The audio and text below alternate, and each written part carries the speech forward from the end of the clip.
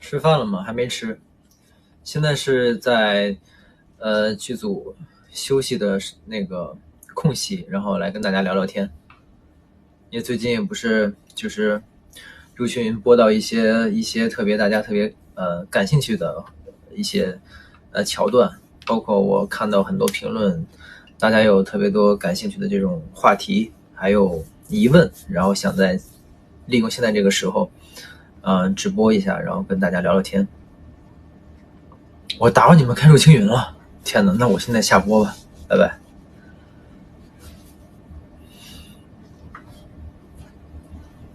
我在拍什么？现在拍电视剧《雀谷》。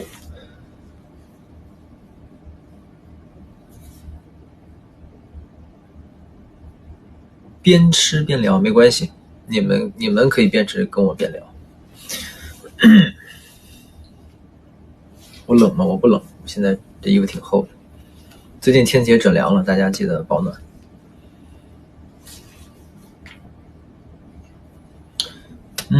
大家有什么想讨论的剧情，可以跟我聊一聊。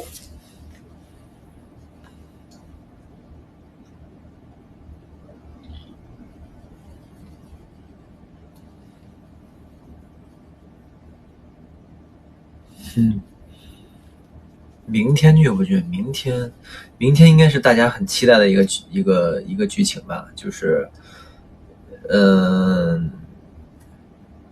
明义在中了这个勾魂摄魄术以后，吉伯仔帮他解毒，然后两个人有一些关于情感上的交流，也有一些关于真心话。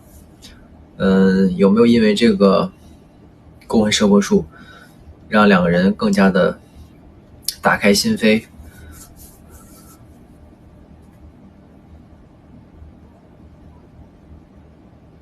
温泉戏没啥，后期会很虐吗？虐一定是为了更好的甜，所以有可能会有一点点虐吧。我追到第几集了？你们追到第几集，我就追到第几集了。哎，我看看啊，有人提问了。我现在有没有怀疑明义是明线？现在完全没有，完全没有，因为纪伯仔他不是上帝视角，就他就是他的世界里一开始只有复仇。明义来呢是因为当下就在开场的时候嘛，然后别人给他把这个刀架在脖子上，让他去选仙子必须带回去。那他其实选谁都是选，与其选一个对面安排过来安插过来的人，不如选一个未知数，这样他还有可能掌控这件事情嘛。那我不可能一上来选一个敌人过来给我安插过来的一个间谍，然后我还把他带回家嘛。所以一开始民意对吉伯仔来讲就是其实他倒没有说利用，只是说谁来都可以，然后你来的话可能对吉伯仔来讲心里更有底。然后但吉伯仔一开始其实他的世界里只有复仇，包括找出当初害他师傅的一些真相，还有替曾经沉冤的这些人为他们讨个公道嘛。一开始吉伯仔只有这样的一个动机，所以呢他不会去，他没有上帝视角，他不知道，他最多是怀疑明义他来的目的，还有他的身世，或者说他可能最在意的是吉伯仔跟木七百是不是一伙人，然后这个人对他有没有危险，他可能更多怀疑的是这个事情，但他不会想他告诉我他的身份，然后我就要想，哎，他会不会可能是来自遥光山的明线，就是吉伯仔不会有这样的想法。当然明义几次在吉伯仔面前的确有提到，就是他跟明线的这个打斗啊，或者说这几次交锋，吉伯仔是如何看待明线的。因为对于明义来讲，他很在意的一点是吉伯仔怎么说呢，对于这个对手是不是尊重的。他一开始怀疑吉伯仔是那个下毒的人嘛，所以其实他想看看吉伯仔有没有害过明线。但在吉伯仔的视角里，可能只是两个人单纯的聊天。那季博仔觉得他是一个比较坦荡的人，他也认为明宪是个很坦荡的人，所以如果一个朋友问我跟明宪接手是什么样的感受，肯定他就有什么说什么，他觉得这个没有什么可避讳或者顾忌的，他也完全不会想，明义跟明宪会不会有关系，他才问我这个问题，他不会这样，因为季博仔他思维比较直接，比较坦荡啊，你问我什么我就说什么，有什么就是什么。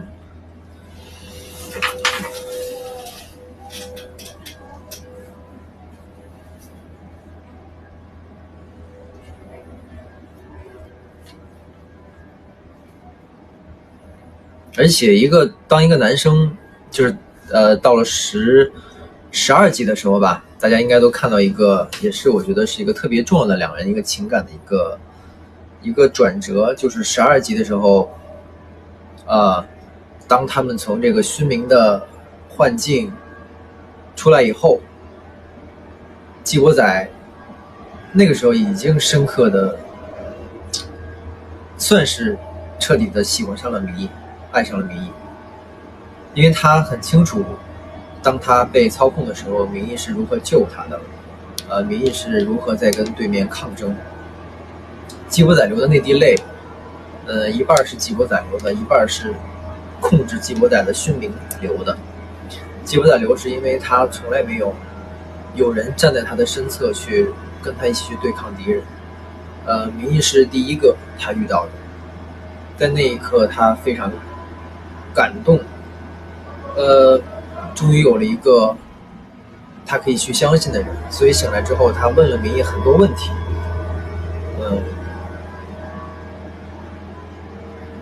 然后在他的视角里，明义都袒露了真心话题材表达，不管在明义在明的视角里他有没有隐瞒或者欺骗或怎么样，但是季博仔的视角里他就觉得明义已经对他袒露真言，所以季博仔才会说出那句就是我信你，因为他觉得那个时候两个人已经互相全都说了真心话，然后当季博仔说完我信你的时候，其实他有点想进一步的去确认这个关系，或者说进一步的去求证，因为在季博仔的世界里他说我信你其实约等于我喜欢你，他也想进一步的求证你有没有喜欢他嘛。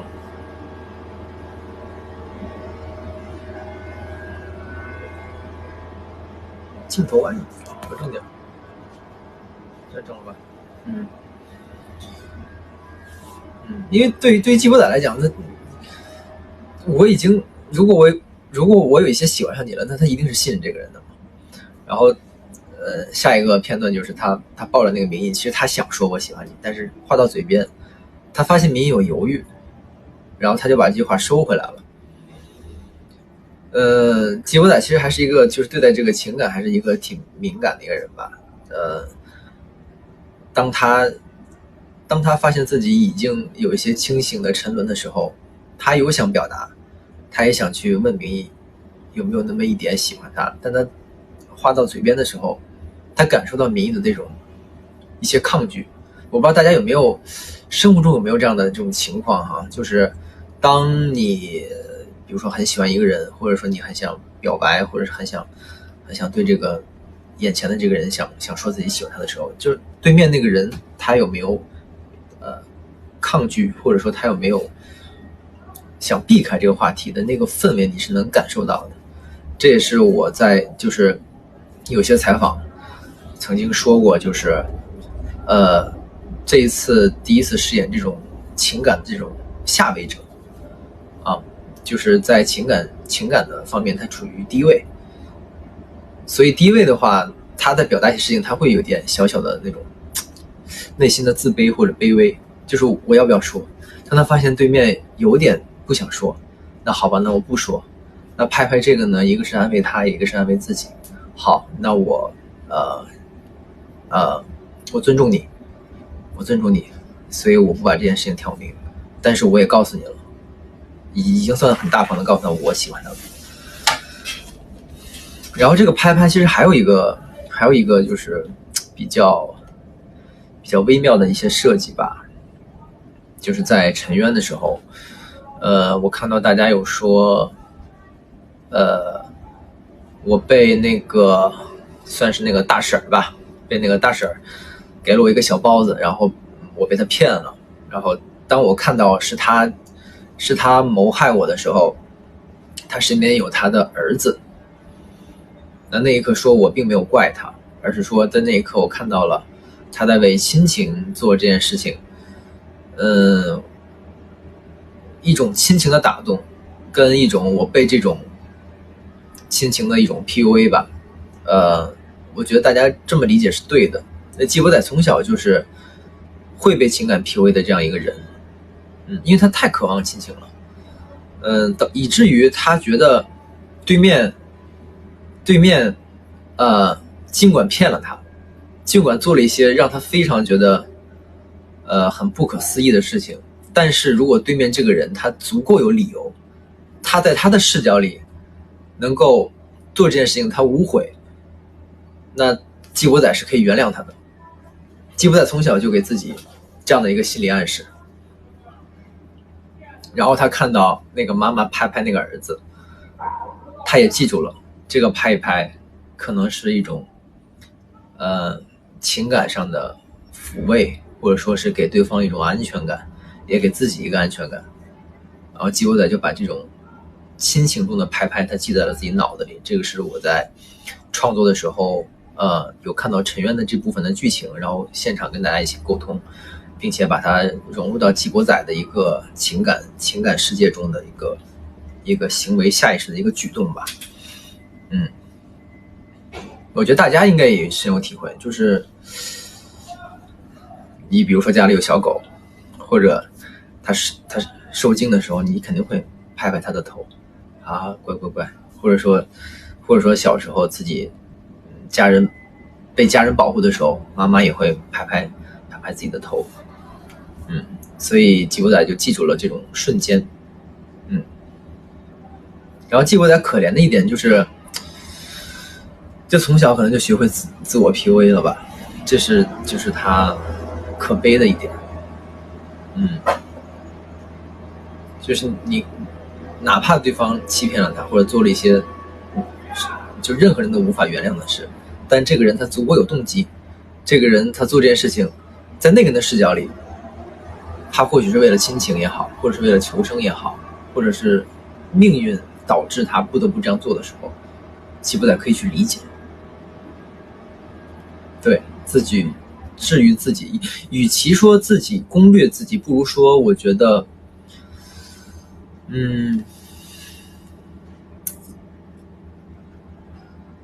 他善于去理解那些曾经给过自己善意的人，因为那个季伯仔到现在还在相信那个大婶给他那个包子纯是善意的，就他习惯把人往善了想，他不会想你会不会骗我，就他的这个对于一个人的这个看法，他不会第一时间去往恶了想，他一定会第一时间发现这个人心中的善，那哪怕你对他有过一丝善意，季伯仔会把他记在心里，然后当这人犯错的时候，季伯仔会因为他曾经给他的善，导致季伯仔会过分的去原谅这个人，就像那个叫落水给他的那个小树枝，他也会表面上觉得我不 care 这个事儿，然后这个人我就是利用他，他只是通过这样的话说来为自己着补，因为他知道这是他内心的一个弱点，他很清楚他擅长相信别人，哪怕就是他在外不吃不喝，从来去花月夜都不吃花叶的东西，然后自带酒水去花叶，他其实你没发现吗？一个人他越害怕什么，或者说他越想逃避些什么，其实他越渴望什么。季伯仔就是这样的人，他嘴上越直接的说，我不在意若水给我这个东西，但其实他把它带回了自己的林溪井，然后把那个专门把那个小树苗放在了最中心的位置，因为那是他感受到人性中的善，他把它留下来了。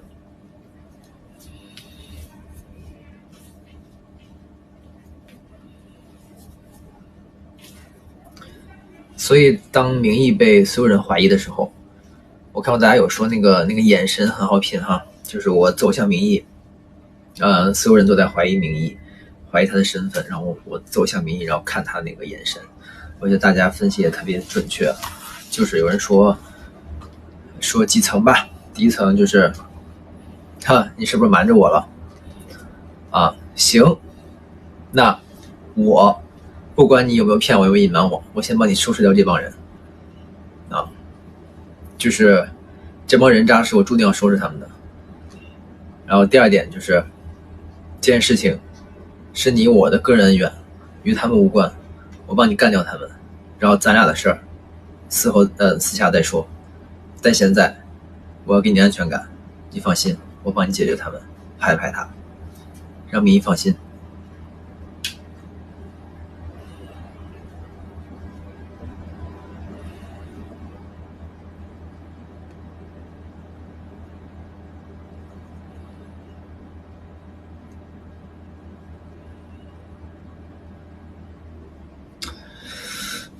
然后我看到大家还有说这个纪国仔是这些沉冤亡灵的守墓人，说这个灵溪井原来都是大家的一个算是怎么说呢，心灵的一种坟墓吧。我觉得纪国仔因为他的底色其实是有一些自卑的，然后从小受到迫害，他是从黑暗里长大的一个人嘛。但我觉得纪国仔更像这种黑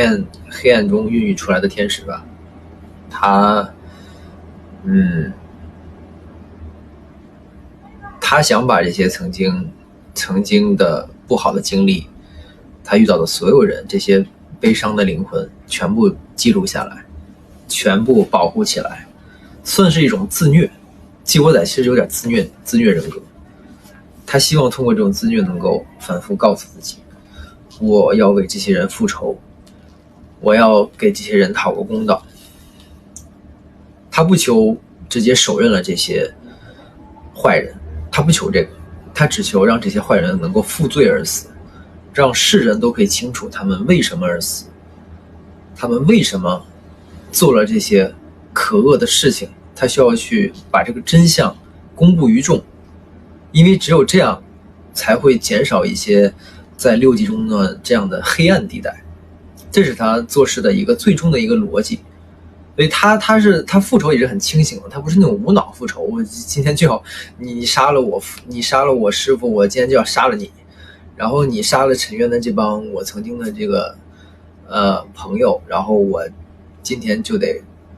折磨你或者虐待你。他不是这样的，他不是以暴制暴，他是希望能够从根本上解决这件事情。所以我觉得这是一个这个带引号这个守墓人的最终的就是最底层的一个含义。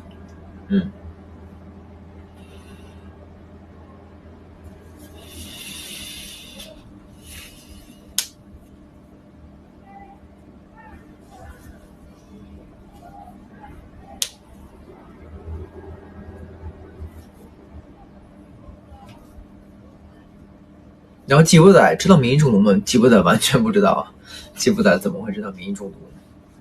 因为这个剧本我觉得巧妙的一点就是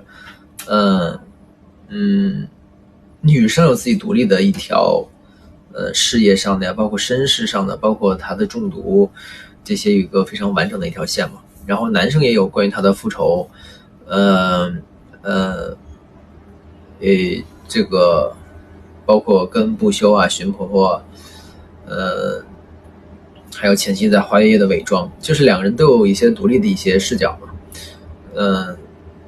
看剧的人大家肯定都是上帝视角啊。这个时候民意中毒了，然后纪国仔为啥不能给他还蓝梦？但男主不知道这件事情啊。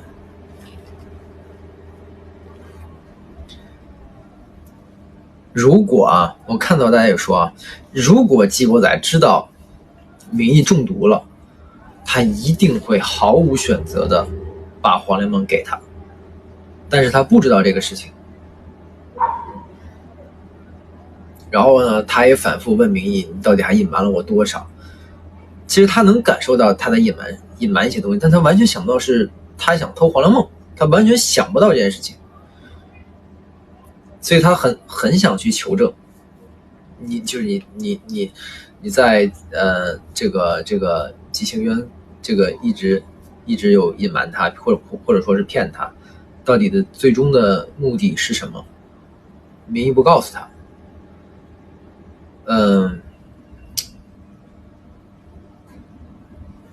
如果但凡告诉他的话，当然这个故事也就大结局了，可能对吧？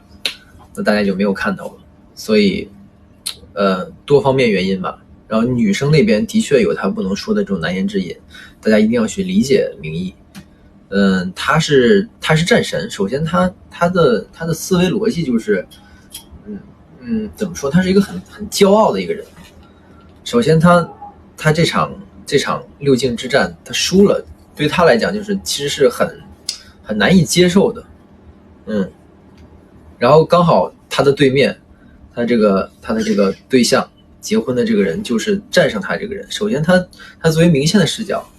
他是一个这么骄傲的一个人，然后但现在这样，然后他要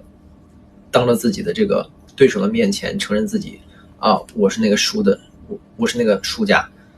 就是其实很难开口。包括他前期也没有确定是不是我真正害了他，他可能到了12集的那个我俩那次交流，他才知道我肯定不是给明线下毒的那个人。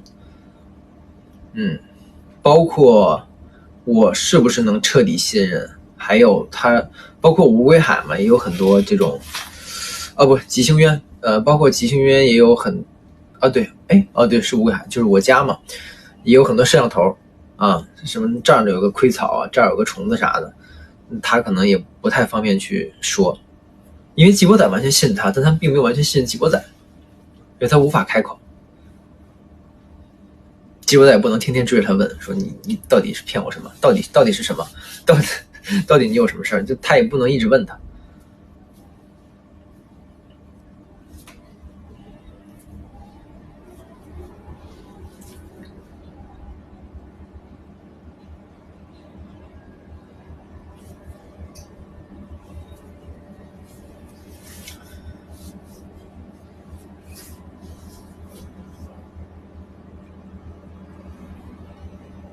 然后大家还有说这个爱情是季国仔讨来的，或者说是争取来的。我觉得其实不是，怎么能说是讨来的呢？就是首先这个领证一开始是名义想跟我心意相通嘛，这样他才能够知道黄粱梦怎么去偷。不是知道黄粱梦怎么去，也算是就是背着我去拿吧，因为他的确想要就是让自己活命嘛。当一个人他生命面前让他去选择生命跟爱情的话，我觉得确实是生命是优先级的啊，所以他需要去先跟我确认关系，有一个这样的一个就是一个夫妻之间的关系嘛，他才能够心意互通，他才能知道黄粱梦在哪儿，他才有可能去拿，这是他的一个逻辑嘛。再加上13集的时候，所有人都在逼他，想他自证，那这个时候其实季伯胆是有点那种被迫需要做这个事儿，就是他没有的选择，他也不是说这被迫需要做这个事儿。就是他没有的选择，他也不是说这个要不要换个网，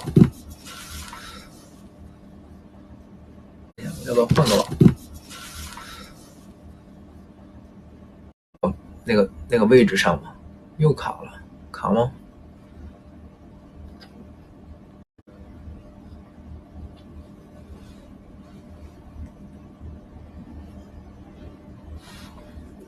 现在看着卡吗？回复我，如果卡了就回复卡。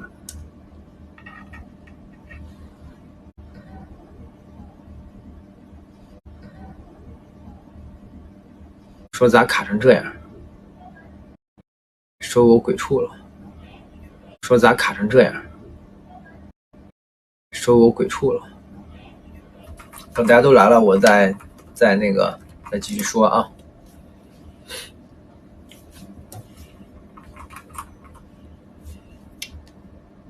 现在不卡吧？卡就回复卡，不卡回复不卡。不卡了。好，那刚说哪儿了？说那个刻字那个部分啊，有人说这爱情是季伯仔这个算是怎么说呢？求来的，或者说是他那个怎么说？我看看，讨来的，对，讨来的。其实不是啊，我觉得不是。一个是所有人都把季伯仔架在了那个位置上，这件事情他不得不做。他做这件事情更多不是说想要要领证，领证其实对于季伯仔来讲没有那么重要。他做这件事情唯一的一个目的吧，第一就是首先他得先把民意保护起来嘛。他只有这样做了，所有人才不会怀疑民意的身份，这是他做的第一点。最重要的一个因素啊。第二点就是，他也想通过这样的一个方式，想要证明民意到底有没有爱他，哪怕是有没有一点喜欢过他，他想证明这件事情，所以他才会越刻越激动，然后自我 PUA。当他刚一伸手的时候，我不知道大家有没有注意到那个眼神，他刚一伸手的时候，然后民意拦他，他立马就是有一个原来如此的一个这样的一个眼神的时候，然后民意拦他，他立马就是有一个原来如此的一个这样的一个眼神的时候，然后民意拦他，他立马就是有一个原来如此的一个这样的一个眼神。那个雷都打在他的心上。他更痛苦的可能并不是身体上的这种被雷劈啊，这种很表象的这种生理上的疼，更多痛的是心理嘛。因为他曾经感受到过民意的善，因为他曾经感受到过民意的善。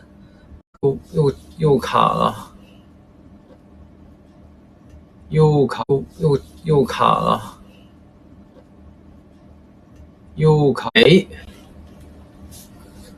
现在有没有好点？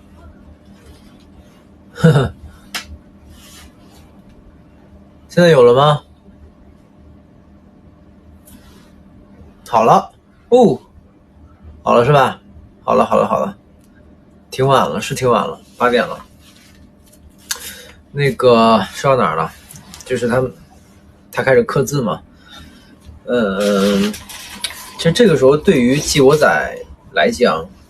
虽然每刻一次这个雷打在他的身上，对他的心灵是一种创伤，但他就是随着他刻的每一步吧，他对民意就会反而会产生更多的爱与恨。就是这个爱跟恨它是平衡的，不是说他刻完之后他就黑化了，然后发现民意骗他就彻底黑化了，然后他没有，就他对民意是又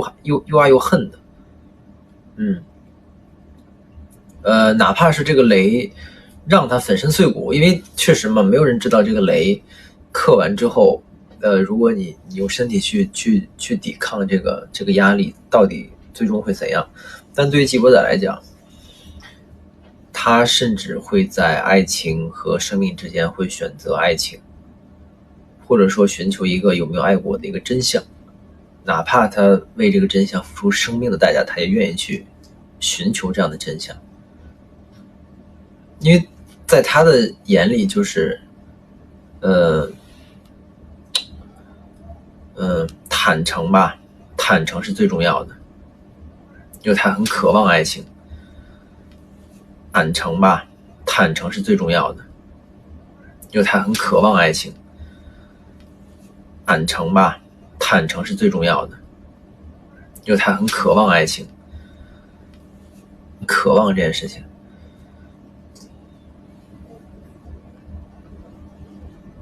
因为我觉得有卡了吗？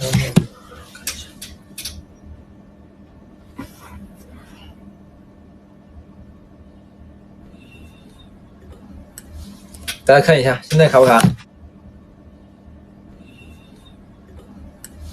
大家看一下，现在卡不卡？来了吗？来了吗？呵呵，说让我去吃饭，支持先吃饭。卡不卡？现在好没好点？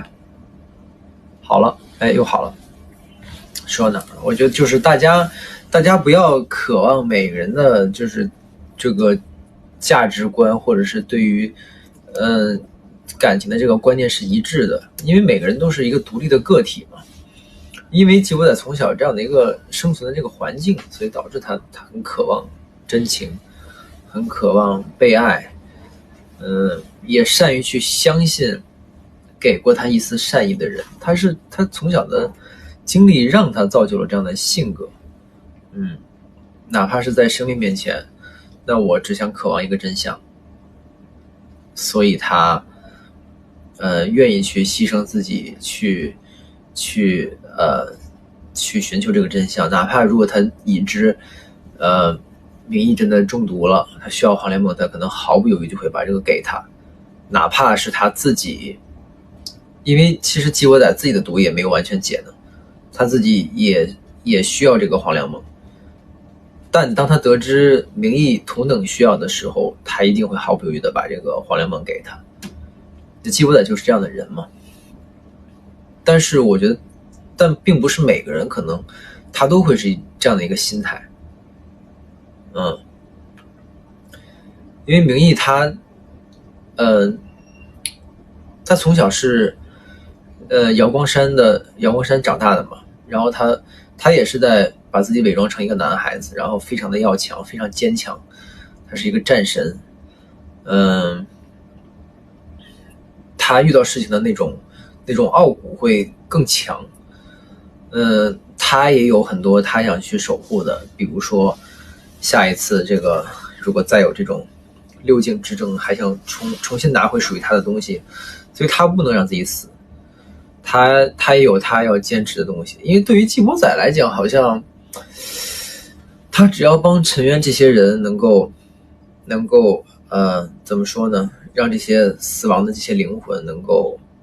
得到一个慰藉，或者说是让这些坏人可以伏法，可能他就够了。他并没有说我要为吉星渊这个让吉星渊达到某种高度，好像纪博仔没有这样的事业心。但明义是有的，明义是要为阳光山证明很多东西的，所以他不能让自己死，在生命和爱情之间选择。他哪怕是隐瞒或者是欺骗，他也要让自己活下来，去完成自己一些其他的使命。纪博仔不是没有野心，他的野心更多是在于这个不在六境争斗上，他的野心更在于让这个世间没有欺骗，然后让这些黑暗的这些地带能够让他们彻底瓦解消失。因为就是两个生存环境不一样，你懂吗？就一个是上层社会，他就从小就生长在六境，六境跟陈渊它是分离的。六境就你可以理解成他就可能在天上的6个位置，那陈渊他是在地底下待着。那在陈渊长大的人，他不会觉得我要曾经有一天站在天上，然后跟天上这帮人争一个第一，他不会想这件事情。但是你在天上的人，你会考虑我会不会可以跟其他的五境相争，然后让我所在的这个家族或者是让我所在的这个地域能够获得更多负责，他会考虑这个事情。但吉普赛不会考虑这个事情。就两个人都是为了生存，但两个人想实现的自我价值是不一样的。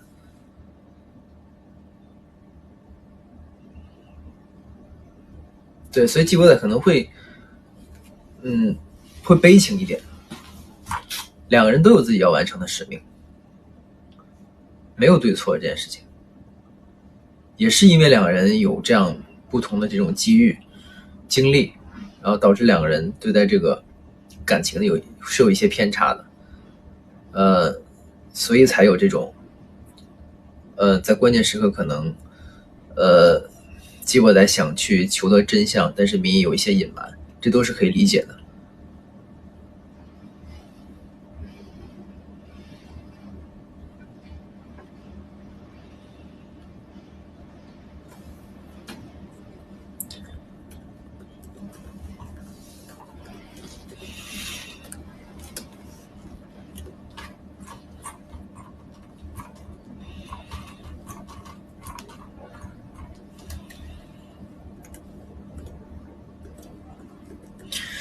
我看大家说让我去吃饭了，然后刚好我剧组可能也差不多要去拍摄了，然后我在这儿特别欢迎大家，就是比如说微博私信啊，或者是评论区，或者是我超话等等都可以，然后多给我留言，然后我们可以多多根据剧情展开一些交流，因为每次剧播期间其实我都特别爱跟大家聊这个事儿，然后也想帮大家解答一些疑惑，然后让大家更好的去追剧。好的，那现在就先这样吧。大家如果现在是8点钟嘛，没事的话可以接着追剧，或者说第二天早上班早上学的就早点休息，好吧，拜拜。早上学的就早点休息，好吧，拜拜。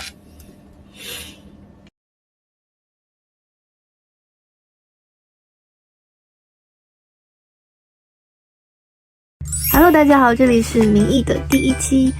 一起看剧 reaction。其实前面几集在看的时候就很多想跟大家聊的，但是呢一直没有时间录。如果大家有什么想问的，或者说当时没看懂的，或者觉得哪里好玩的，也可以给我留言，然后我可以去补一下。因为当时确实有很多很好玩的可以跟大家分享。找个果果同学的玩偶来陪我一起看。其实第13集的开头就是我跟小27的故事嘛，那小27巨可爱。我很喜欢我们云的一点就是所有的人的身份关系它非常的多元化。比如说我跟鸡波仔、跟27、跟师傅，大家不是只是单一性关系。比如27他可以是我的儿，他可以是我弟弟，他也可以是我很好的朋友，是战友，就是多元化的。我们基本上每场戏都会有一些小点儿，都是我们现场现挂的，比如什么胖臭啊，比如说什么谁是最听话的小猫咪，就基于我俩就是一个非常信任的关系。是27出这档事儿才能造成一个戏剧的冲突，就是戏剧往前推，就是我明线这个身份又被拎出来，然后接下来就到我意识到27出事儿，然后我出门了。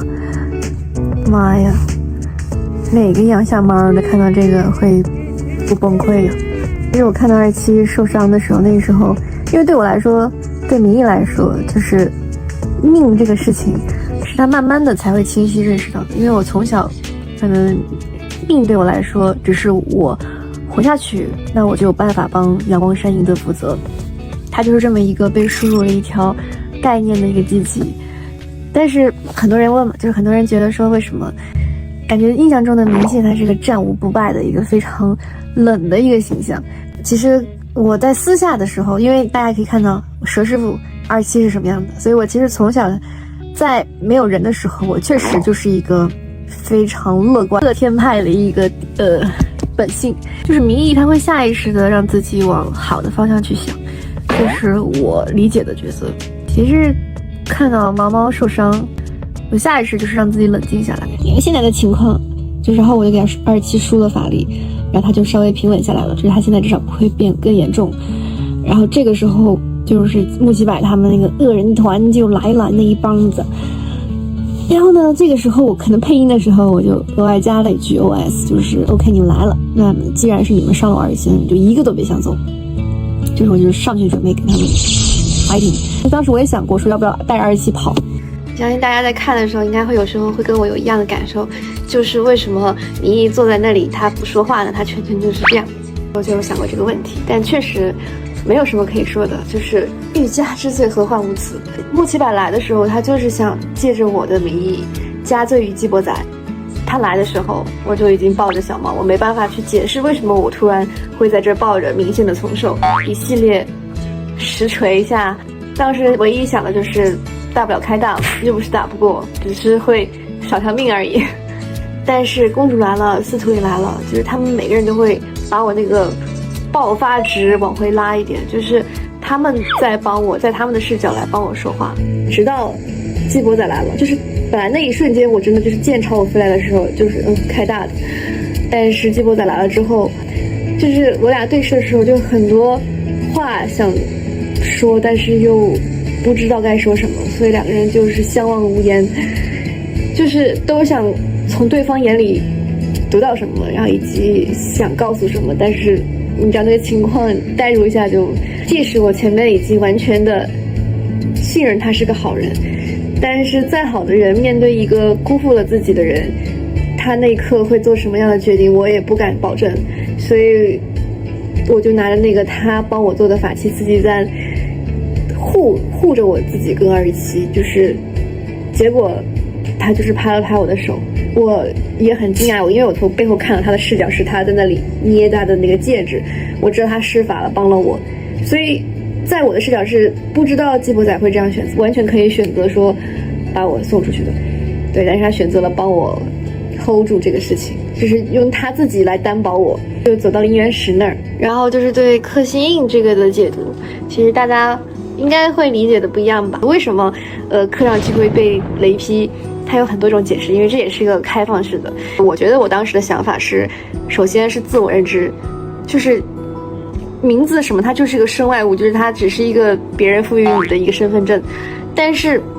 你是怎么看自己的是最重要的。但那个时候我觉得我的自我认知还是明显，因为我是想说完成这一切我要回到瑶光山的。就是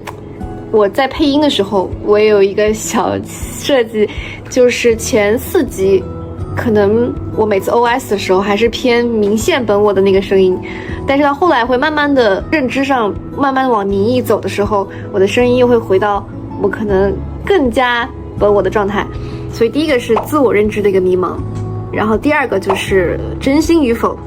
所以其实民意这里有情，他这个情呢主要是对季伯仔的一种钦佩之情，你是一个跟我能共脑同频，跟我旗鼓相当的一个对手，就是我觉得我很难得得此知己的一个存在，而且我们俩又一起经历了生死，这是我目前的一个认知。但其实可能潜移默化的，因为人他有时候这个感情他很复杂，那不是说我爱你或者不爱，但是目前它只存在于我对你的好奇，以及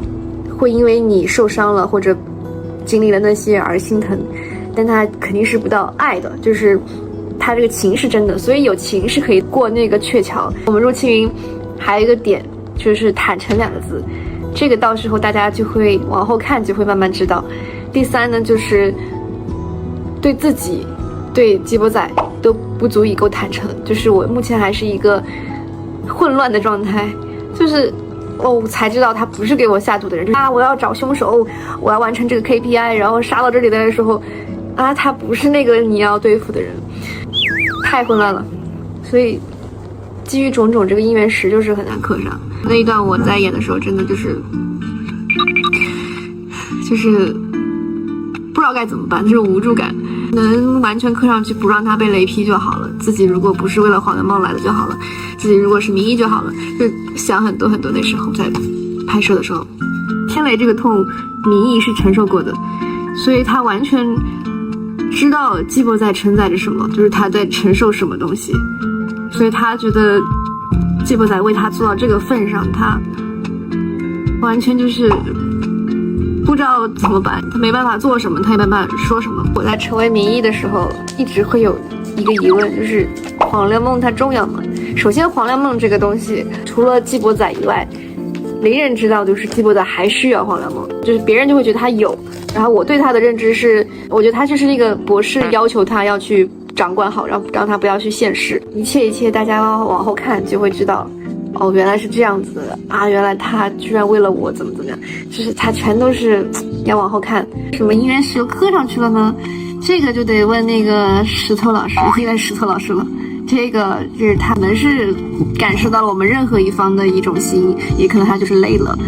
也可能就是某一瞬间成真了，就是